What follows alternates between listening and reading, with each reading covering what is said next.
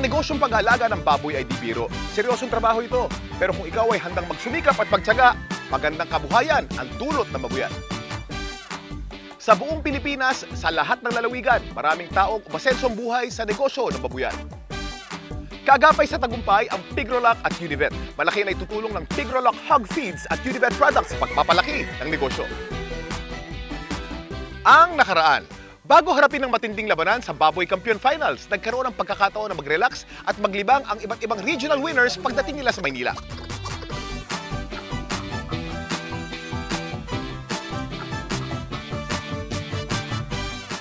Tuloy-tuloy ang kanilang pagpapasyal. Mula sa kamanghamanghang Ocean Park, tumuloy naman sa pinakamalaking mall sa Asia, mga Baboy Kampiyon.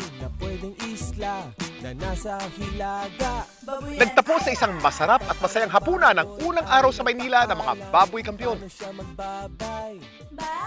Kinabukasan, lumakbay ang mga kampiyon patungong Pigrolac Feed Mill sa Pampanga, kung saan ay nasaksihan nila ang world-class na paggawa ng Pigrolac, ang partner nila sa pag-asenso sa negosyong babuyan.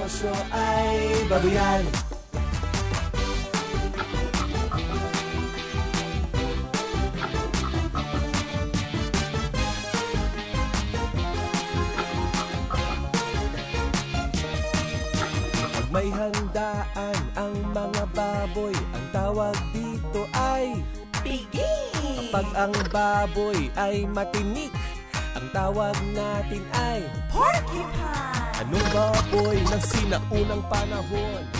Sa susunod na kabanata, tuloy ang konting paglilibang bagong matinding paglalaban sa bisperas ng Baboy Kampiyon Finals.